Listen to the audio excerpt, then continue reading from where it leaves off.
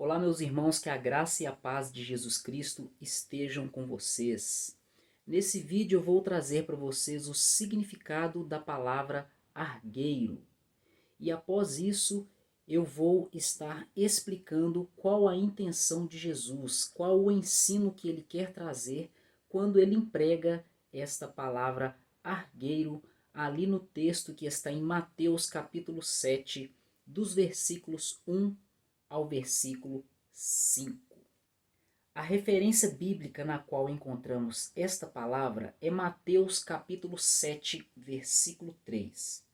Nesse versículo está escrito: E por que reparas tu no argueiro que está no olho do teu irmão, e não vês a trave que está no teu olho? Vamos para a definição, ou seja, o significado da palavra. No texto original em grego, a palavra que foi traduzida para argueiro é a palavra karpsos. Esta palavra no grego significa alguma coisa seca, ou seja, alguma pequena partícula ressecada, como de palha, madeira ou similar, um ramo ou um cisco. É usada também essa palavra carpsos, ela é usada como símbolo de faltas menores, ou seja, de erros menores. Agora vamos para algumas definições que encontrei em alguns dicionários da língua portuguesa. O primeiro dicionário que pesquisei é o dicionário Priberam da língua portuguesa.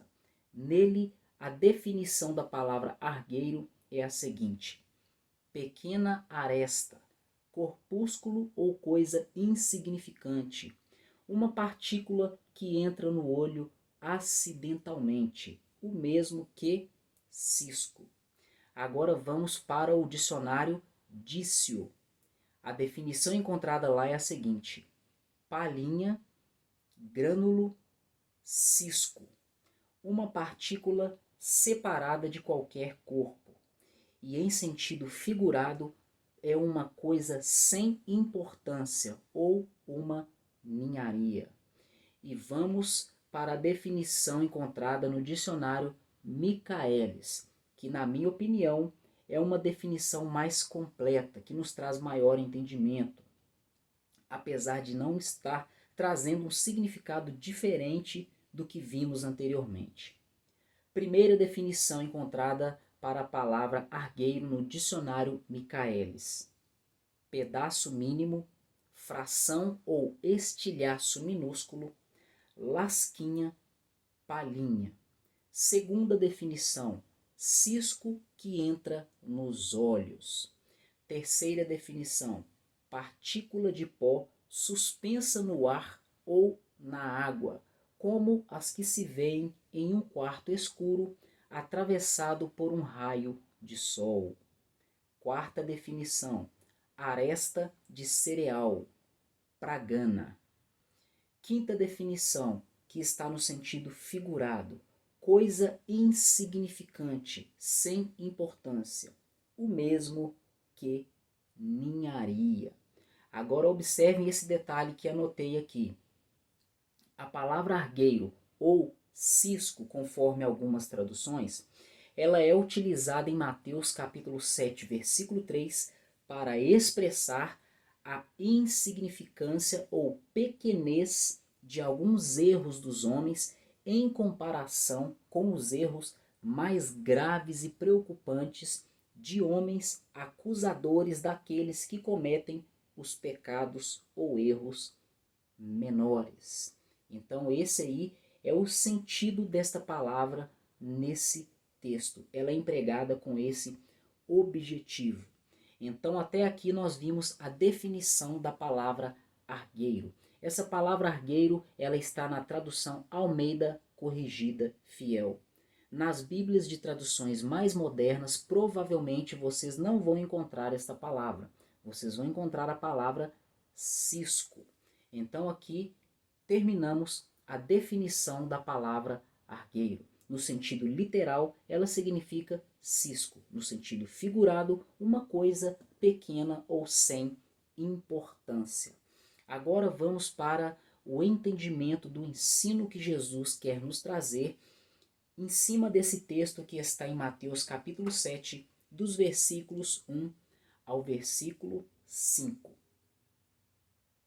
Eu vou começar trazendo aqui o entendimento que está nos versículos 1 e 2, que dizem o seguinte: Não julgueis para que não sejais julgados, porque com o juízo com que julgardes sereis julgados, e com a medida com que tiverdes medido, vos hão de medir a vós. Eu acabei de ler essa referência na versão Almeida Corrigida Fiel. Então, a primeira observação que eu quero trazer aqui para nós é a seguinte: esse texto ele não ensina que nós não devemos corrigir ou disciplinar alguém. Eu mesmo já vi isso e acredito que muitas pessoas já usaram e ainda usam esse texto de Mateus capítulo 7, versículo 1, para criticar pessoas que estão ajudando pessoas no erro, mostrando o erro de pessoas com a intenção de ajudar. Esse texto de Mateus 7, versículo 1 diz: Não julgueis para que não sejais julgados. E muitas pessoas interpretam esse texto e aplicam ele de forma errada. As pessoas dizem: vocês não devem julgar, nós não podemos julgar, porque o texto de Mateus 7, versículo 1 diz que nós não devemos julgar para que não sejamos julgados. Mas observem que esse texto aqui está falando de um julgamento injusto, com intenções malignas e errôneas, antibíblicas, conforme eu vou estar explicando aqui no entendimento de todos esses versículos. Então, para aqueles que dizem que nós não podemos corrigir as pessoas que estão no erro, que nós não devemos pregar mensagens de correção e usam esse texto falando que nós não podemos julgar para que não sejamos julgados, observem aqui algumas observações, alguns pontos bíblicos que anotei. O primeiro texto que quero trazer para vocês está em 1 Coríntios, no capítulo 5. E deixe-me abrir aqui na minha Bíblia online, 1 Coríntios, capítulo 5. Eu vou ler do versículo 1 até o versículo 7 na versão NVT, Nova Versão Transformadora. A observação que quero trazer é a seguinte, antes de ler esse texto: o pecado deve ser eliminado do meio do povo. Estou dizendo isso porque tem pessoas que não concordam com a prática de corrigir erros. É claro que nós devemos ter sabedoria para corrigir, mas nós devemos sim corrigir erros. O pecado deve ser eliminado do meio do povo, e principalmente do povo de Deus. E para isso eu trouxe a referência de 1 Coríntios capítulo 5. Vou ler do versículo 1 ao versículo 7. Comenta-se por toda parte que há imoralidade sexual em seu meio, imoralidade que nem mesmo os pagãos praticam. Soube de um homem entre vocês que mantém relações sexuais com a própria madrasta. Como pode alguém se orgulhar disso? Deveriam se lamentar e excluir de sua comunhão o homem que cometeu tamanha ofensa. Embora eu não esteja com vocês em pessoa, estou presente em espírito. E como se estivesse aí, eu já condenei esse homem em nome do Senhor Jesus. Convoquem uma reunião. Estarei com vocês em meu espírito, e o poder de nosso Senhor Jesus também estará presente. Entreguem esse homem a Satanás, para que o corpo seja punido e o espírito seja salvo no dia do Senhor. Não é nada bom se orgulharem disso. Não percebem que o pecado é como um pouco de fermento que leveda toda a massa? Livrem-se do fermento velho, para que sejam massa nova, sem fermento. O que de fato são? Cristo, nosso Cordeiro Pascal, foi sacrificado. Então, meus irmãos, esse texto aqui, apesar de ser uma repreensão do apóstolo Paulo para a igreja de Corinto com palavras duras, palavras essas que muitas pessoas dos dias de hoje não aceitam, inclusive pastores, pregadores e líderes, eles não aceitam, acredito eu, com medo de perder a membresia da sua comunidade, da sua igreja. Essas palavras são inspiradas pelo Espírito Santo. E eu não vou entrar aqui nos detalhes de interpretação de alguns pontos aqui sensíveis, mas o foco principal aqui é falar sobre o pecado. O objetivo principal do apóstolo Paulo, pelo menos nesse trecho que li, de 1 Coríntios, no capítulo 5, do versículo 1 ao versículo 7, o objetivo dele é o quê? Mostrar que o pecado não pode estar no meio do povo de Deus. No versículo 6, ele diz o seguinte: não percebem que esse pecado é como um fermento que leveda toda a massa? Ou seja, uma pessoa com pecado no meio de uma comunidade, se ela não for ensinada, alertada, corrigida, se ela não se arrepender dos seus pecados e mudar de direção, parar com essa prática pecaminosa, mais cedo ou mais tarde, aos olhos de toda a comunidade, isso pode ficar comum e algumas pessoas podem vir a praticar esse pecado. E o apóstolo Paulo usa essa figura aqui do fermento com a massa. É como nós fazemos bolo nas nossas casas. Nós temos ali uma massa com alguns ingredientes e se nós não colocarmos o fermento, essa massa não vai crescer. E se colocarmos o fermento, essa massa cresce. Na comunidade, no meio do povo de Deus é assim. Se alguém tem uma prática, essa prática vai influenciar outras pessoas. Por isso, o pecado deve sim ser tirado no meio do povo. E no versículo 7 ele diz: livrem-se do fermento velho, ou seja, das práticas do velho homem, do pecado, para que vocês sejam massa nova, ou seja, tenhamos uma mente renovada, a mente de Cristo moldada pela palavra de Deus em obediência ao Senhor, sem fermento, ou seja, sem pecado, o que de fato são. Então é isso que nós somos, e o apóstolo Paulo traz, pelo menos nesse texto que eu trouxe aqui, o ensino de que o pecado não deve ficar no meio do povo de Deus. Esse é um texto que eu trouxe para mostrar para vocês que Mateus 7, versículo 1, que diz: não julgueis para que não sejais julgados, ele não está ensinando que nós não podemos e nem devemos corrigir as pessoas que estão no erro. Nós vimos aqui que o pecado deve ser tirado do meio do povo, e para ele ser tirado é necessário que haja uma conversa, uma correção, uma disciplina. Agora vamos para o segundo texto. Está em Hebreus, capítulo 12. Deixe-me abrir aqui Hebreus, no capítulo 12. Eu vou ler do versículo 5 ao versículo 11. O objetivo que eu tenho ao ler essa referência é o seguinte: informar para vocês que os verdadeiros filhos de Deus aceitam correção. Então, primeiro nós vimos que o pecado ele deve ser eliminado do meio do povo. E agora eu vou mostrar para vocês que quem é de fato, verdadeiramente filho de Deus, aceita correção.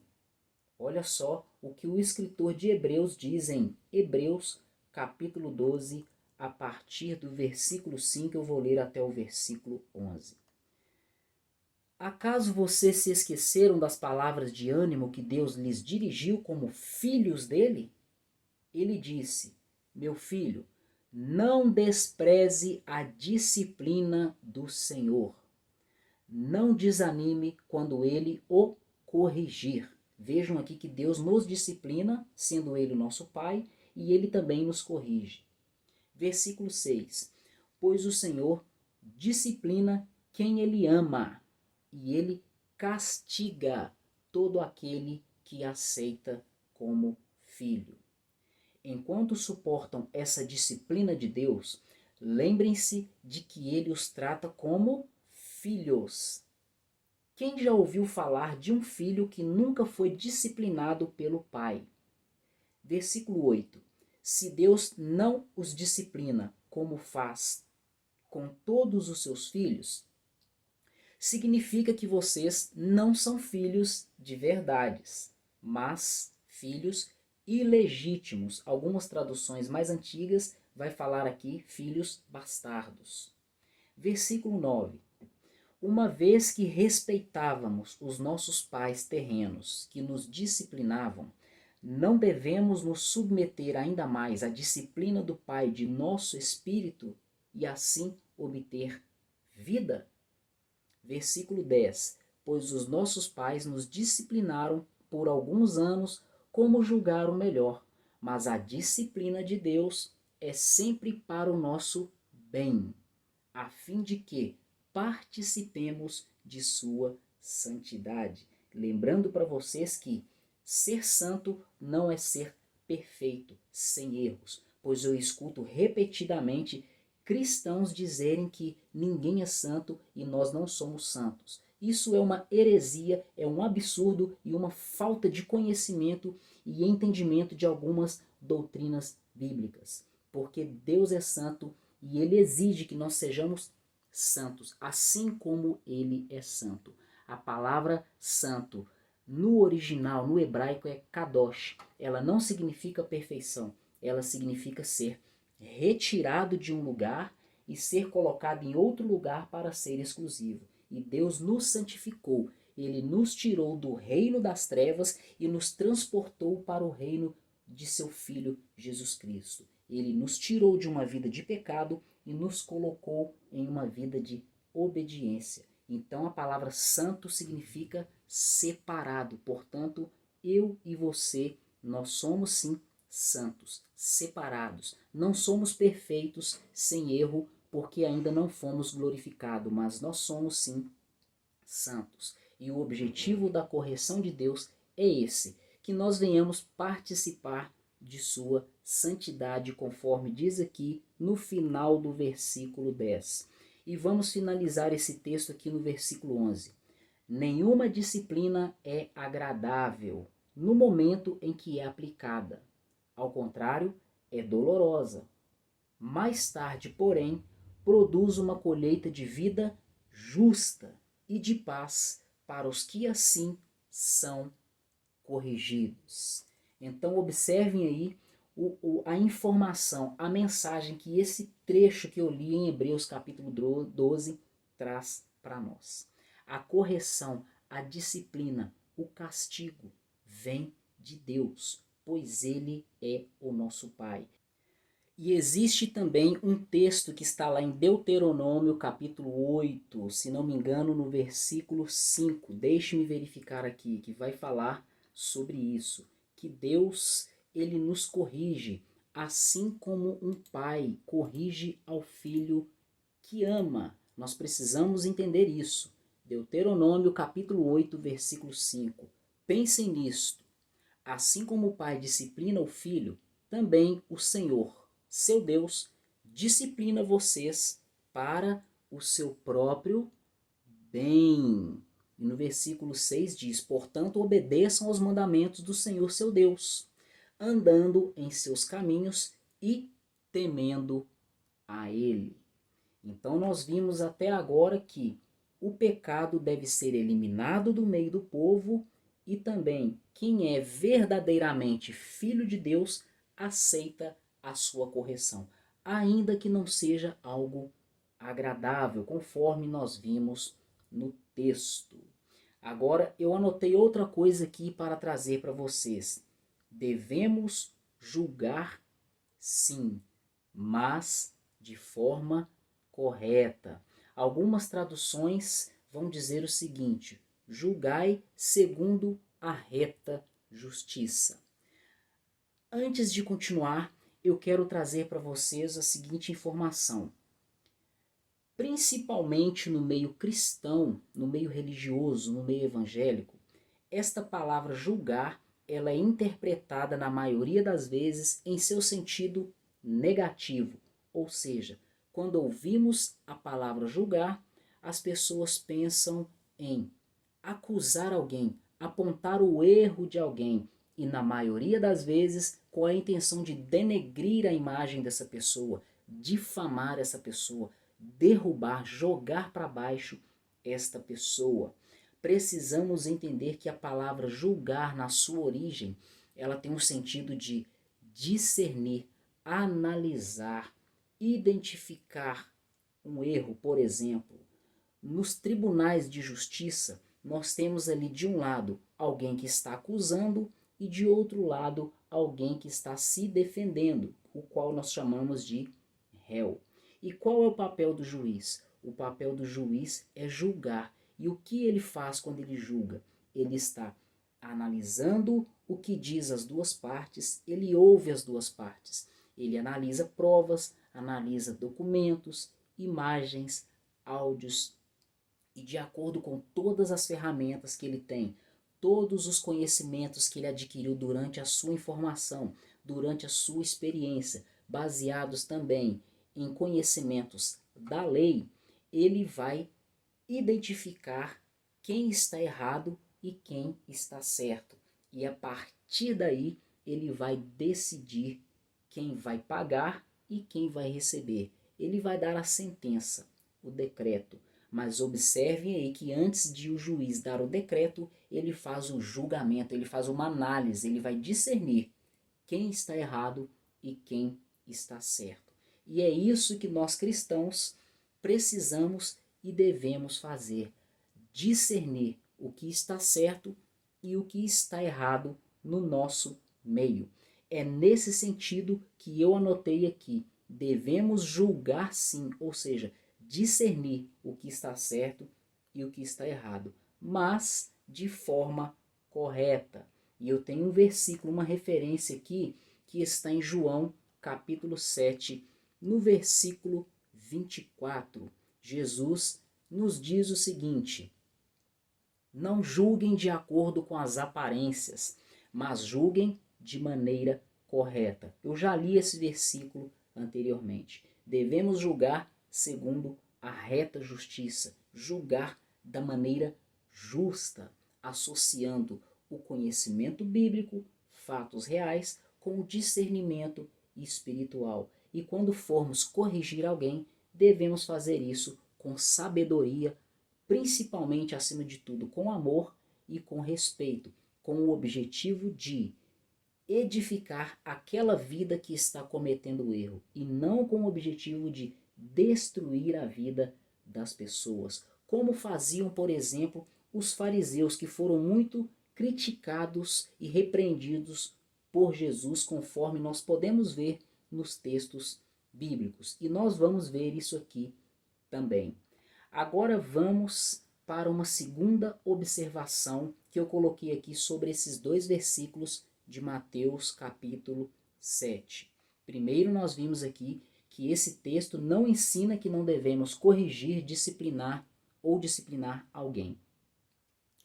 Agora, a segunda observação é o seguinte: esse texto ensina sobre a lei da semeadura. Quando eu leio, particularmente quando eu leio esse texto, eu vejo ali o princípio da semeadura. Observem, o versículo 2 vai dizer: com juízo com que julgardes, sereis julgados, e com a medida com que tiverdes medido, vos hão de medir a vós. Ou seja, da maneira que você julgar, os critérios que você utilizar para julgar alguém, vão ser os mesmos critérios, a mesma maneira vai ser usada sobre você quando você for julgado. Ou seja, aquilo que você planta, colhe. Aquilo que você faz, retorna para você, seja mais cedo ou seja mais tarde. Eu vou ler aqui uma referência bíblica que está em Mateus capítulo 5, versículo 7. Deixe-me achar aqui o capítulo 5 de Mateus, ali no Sermão do Monte, onde temos um texto que chamamos de as bem-aventuranças. No versículo 7 de Mateus capítulo 5, Jesus diz: Bem-aventurados os misericordiosos, porque eles alcançarão misericórdia.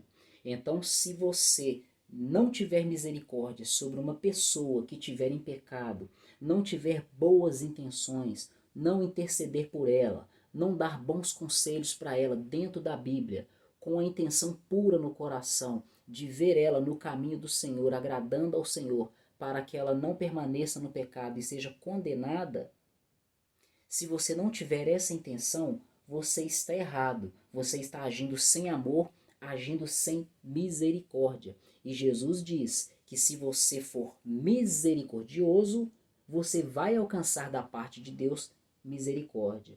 Então o contrário também é verdade. Se você não tiver misericórdia, você também não vai alcançar misericórdia da parte de Deus.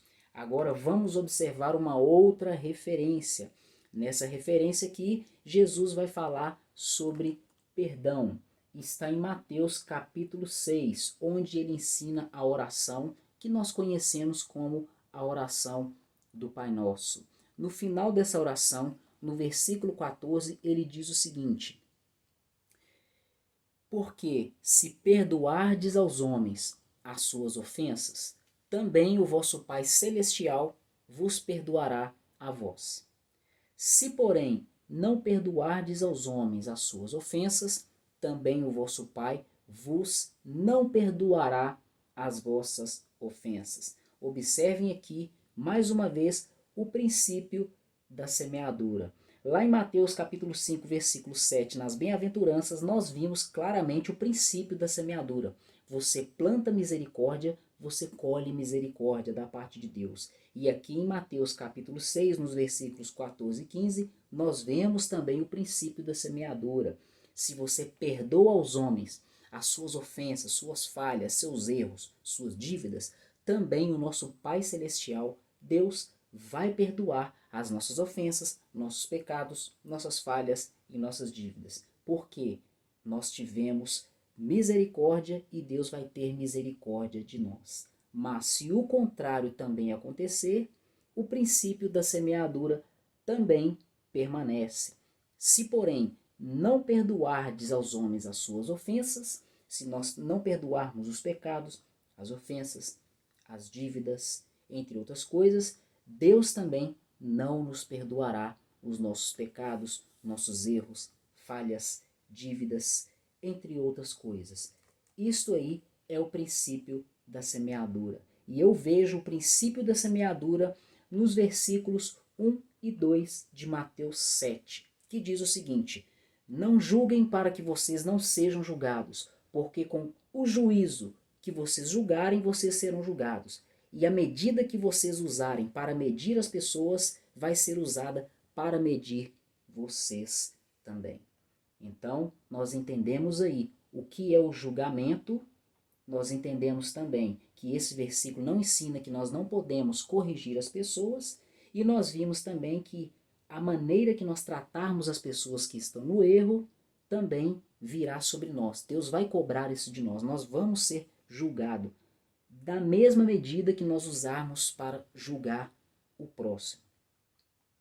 Agora nós vamos aqui para a explicação do versículo 3. Jesus faz a seguinte pergunta: E por que reparas tu no argueiro que está no olho do teu irmão e não vês a trave que está no teu olho? Nós já vimos no início do vídeo a definição da palavra argueiro.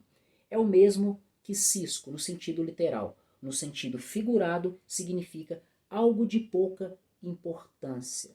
Não que não seja importante, é importância pequena.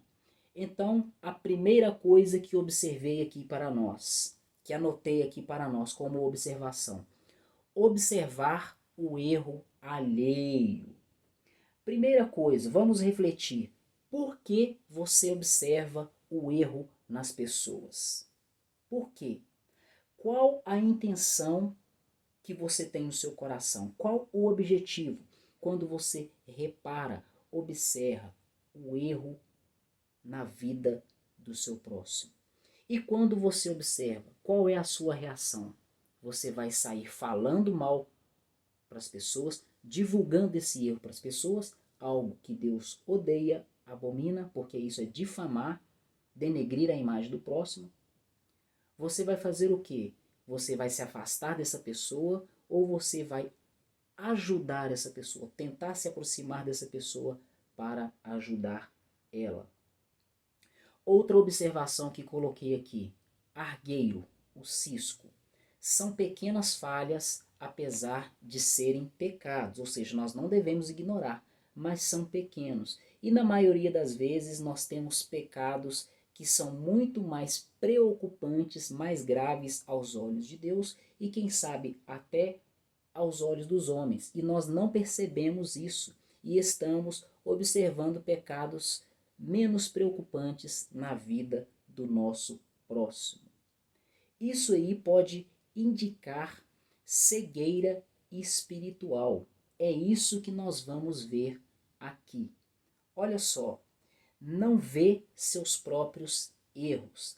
As pessoas que são repreendidas por Jesus com essas palavras são pessoas que naquele caso, no texto ali de Mateus, nos dias que ele teve aqui na terra, eram em sua maioria os religiosos.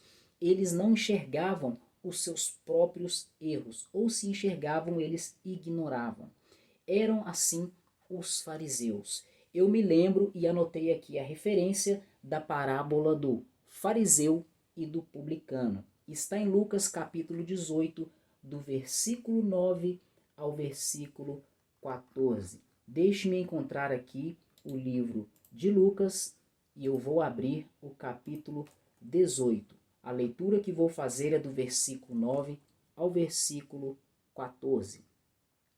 Está escrito o seguinte: E disse também esta parábola a uns que confiavam em si mesmos, crendo que eram justos e desprezavam os outros. Olha aí o que eu falei lá atrás, a intenção do coração. Exaltar a si próprio e desprezar as pessoas, não ajudar as pessoas. Jesus nos chama para ser luz na vida das pessoas, ser bênção, ajudar as pessoas e não desprezar e não destruir a vida das pessoas. Então tá, vou ler mais uma vez o versículo 9. E disse também essa parábola a uns que confiavam em si mesmos, crendo que eram justos e desprezavam os outros. 2 homens subiram para o templo para orar. Um fariseu e o outro publicano. Para quem não sabe, publicano é uma palavra, um termo usado naqueles tempos para se referir aos judeus que trabalhavam para o inimigo, o Império Romano, que estava ali oprimindo a nação judaica. Para os judeus, para os israelitas, essas pessoas eram consideradas como traidores, pois eles não deveriam trabalhar para o inimigo, cobrando impostos, cargos pesados do povo. E segundo os estudos e até mesmo alguns textos bíblicos vão mostrar para nós que eles se aproveitavam dessa profissão para enriquecer ilicitamente. Então, nessa parábola, Jesus diz que um fariseu e um publicano subiram ao templo para orar. E no versículo 11 continua o texto. O fariseu, estando em pé, orava consigo desta maneira: Ó Deus, graças te dou porque não sou como os demais homens. Eles são roubadores, ou seja, ladrões. Eles são injustos, são adúlteros, e nem ainda como este publicano aqui que está orando, aqui ó, perto de mim. Observem a atitude desse fariseu. E ele ainda continua dizendo para Deus, exaltando a si próprio: Eu jejuo 2 vezes na semana, eu dou os dízimos de tudo quanto possuo. No versículo 13 continua o texto. O publicano, porém, aquele pecador, ele estando em pé, de longe, nem ainda queria levantar os olhos para o céu, mas batia no peito dizendo: Ó Deus, tenha misericórdia de mim, pecador. Versículo 14. Digo-vos que este, ou seja, o publicano, desceu justificado para casa, e não aquele, o fariseu. Porque qualquer que a si mesmo se exalta, será humilhado, e qualquer que a si mesmo se humilha, será exaltado. Observem nesse texto, nesta parábola, que nós podemos ver uma atitude errônea e ela se enquadra muito bem nesse contexto aqui que estou explicando, que está em Mateus, no capítulo 7, do versículo 1 ao versículo 5, que nos ensina que nós não devemos julgar no sentido de condenar as pessoas, criticar, acusar, mostrar o erro das pessoas, desejando o mal das pessoas. Nós não podemos fazer isso. E eu estava falando aqui de cegueira espiritual. Mateus capítulo 7, versículo 3, Jesus faz uma pergunta. Por que você repara no argueiro, ou seja, um pequeno erro que o seu irmão comete e não observa a trave que está no seu olho, ou seja, e não observa os seus gravíssimos pecados? Meus irmãos, isso é sinal de cegueira espiritual. E nós vimos aqui na parábola do fariseu e publicano que os fariseus eram cegos espirituais. Nós precisamos pedir a Deus para tirar de nós a cegueira espiritual. Vamos para a explicação do versículo 4, que diz o seguinte: ou como dirás a teu irmão, deixa-me tirar o argueiro do teu olho, estando uma trave no teu.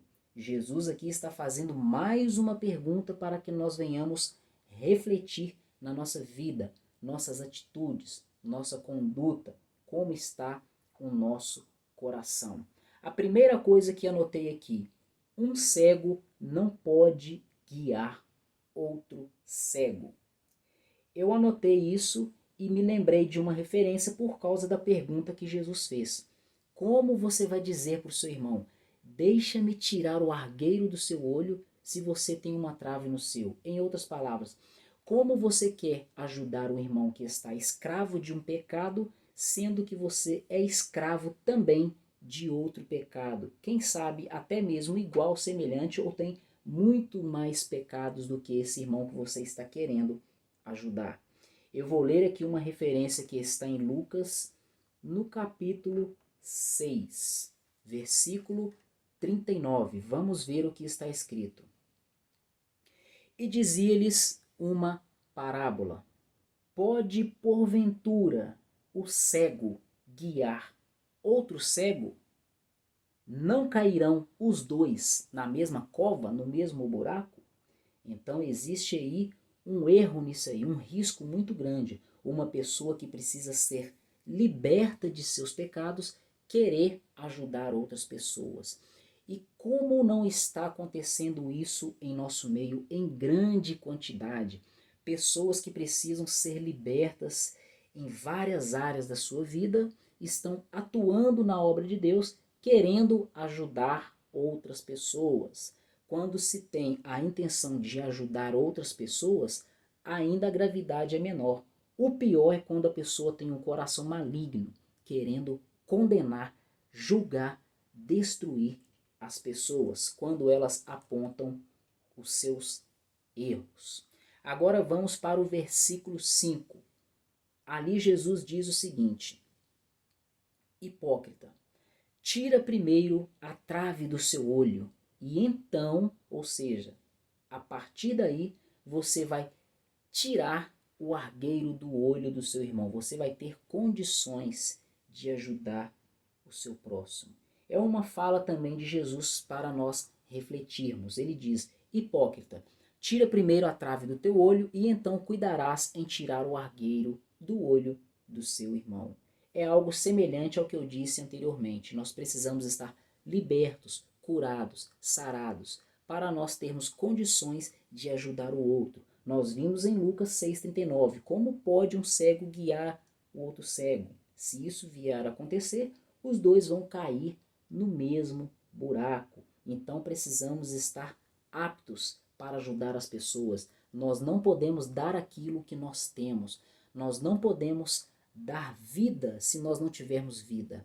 Nós não podemos ser luz na vida das pessoas que estão em trevas se nós estivermos em trevas se nós não formos luz. Como nós queremos salvar as pessoas pregando o evangelho para que elas venham nascer de novo, ser nova criatura em Jesus, se nós mesmos ainda não nascemos de novo? Como nós queremos apresentar Jesus para a pessoa se nós mesmos não conhecemos a Jesus? Como? Nós precisamos conhecer Ele, ter intimidade. Como nós vamos ser testemunha de alguém que nós não conhecemos? É isso que nós precisamos buscar. Olhar para nós mesmos. Estar em condições verdadeiras de ajudar aqueles que precisam. E eu vou ler algo que anotei aqui. Primeiro, é necessário ser liberto e ter nascido de novo para ajudar os pecadores que estão na escravidão do pecado e também aqueles que não são salvos. Segunda anotação que fiz. Quando estivermos prontos para tirar o argueiro do olho de nossos irmãos, devemos fazer segundo a reta justiça com intenções corretas. Ou seja, algo que eu já comentei aqui. Quando nós estivermos prontos, preparados, libertos, quando nós formos verdadeiramente transformados, renovados, nova criatura, intimidade com o Senhor, ter um coração puro, uma mente pura, estarmos no propósito correto de Deus, de pregar o verdadeiro evangelho, amando a Deus acima de todas as coisas e amando ao próximo como a nós mesmos, desejando o bem do nosso próximo, a salvação do nosso próximo, aí sim nós estaremos prontos, aptos para ajudar aqueles que estão no erro. Aí sim, dependendo da situação, dependendo da condição, nós podemos nos aproximar e devemos buscar um meio de nos aproximar de forma direta ou indireta e ajudar essa pessoa que está no erro e está no pecado, fazendo conforme eu anotei aqui, e existe num texto bíblico, segundo a reta justiça, conforme nos ensina a palavra de Deus, tendo também discernimento do Espírito Santo e com a intenção correta de ajudar o seu próximo e não destruir a vida do seu próximo.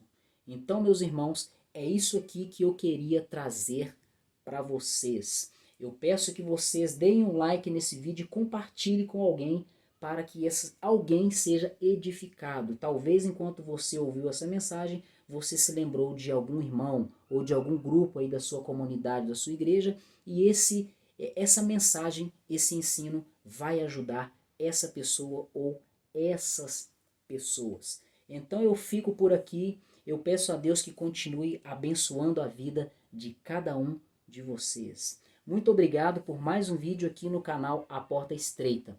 Até o próximo vídeo e que Deus continue os abençoando.